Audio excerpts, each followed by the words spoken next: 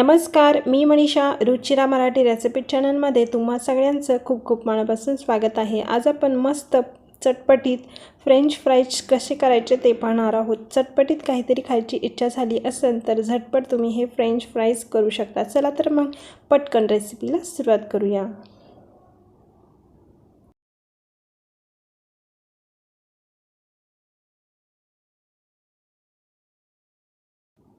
त्यासाठी मी येथे मोठ्या आकाराचे 2 बटाटे घेतलेले आहे।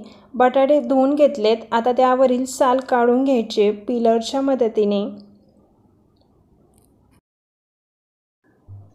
फ्रेंच फ्राईज करण्यासाठी मोठ्याच बटाट्याचा वापर करायचा आहे। तर बटाट्यावरील सर्व साल काढून झालेली आहे। आता याला कट करून घ्यायचेत अशा पद्धतीने याचे उभे काप करून घ्यायचेत। तुम्ही बघू शकता। तर बघा येथे सर्व बटाट्याचे काप करून झालेले आहेत। तर दुसरीकडे मी येथे पाणी उकळायला ठेवले होते। त्यामध्ये 1 चमचा मीठ टाकायचं आहे आणि मीठ टाकल्यानंतर यामध्ये बटाट्याचे काप टाकून घ्यायचे। साधारण 5 ते 6 मिनिट हे बटाट्याचे काप उकळून घ्यायचे। फुल गॅस करून उकळू द्यायचे आहेत। खूप जास्त शिजवायचे नाही किंवा कमी सुद्धा शिजवायचे नाही। फक्त 5 ते 6 मिनिट याला फुल गॅसवर शिजू द्यायचं आहे।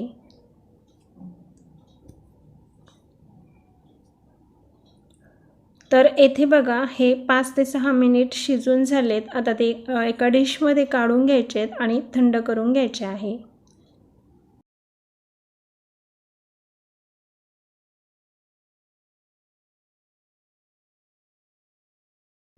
तर येथे हे काप थंड झालेले आहे। एका डिशमध्ये काढून घेतलेत। 1 चमचा मैदा टाकायचा आहे आणि 1 चमचा कॉर्नफ्लॉवर टाकायचे।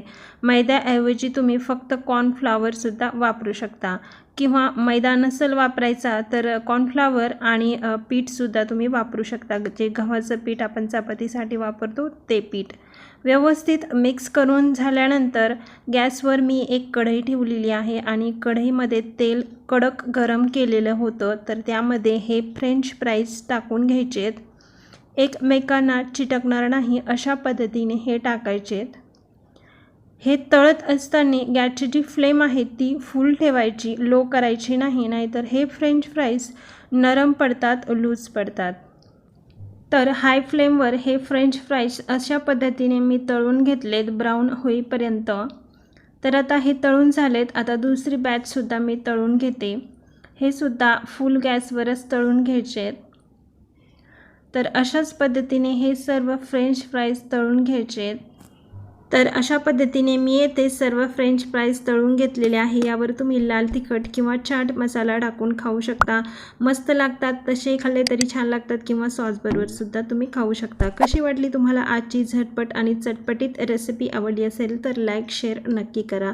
पुन्हा भेटूया अशाच एखाद्या युनिक रेसिपीसोबत। तोपर्यंत बाय बाय।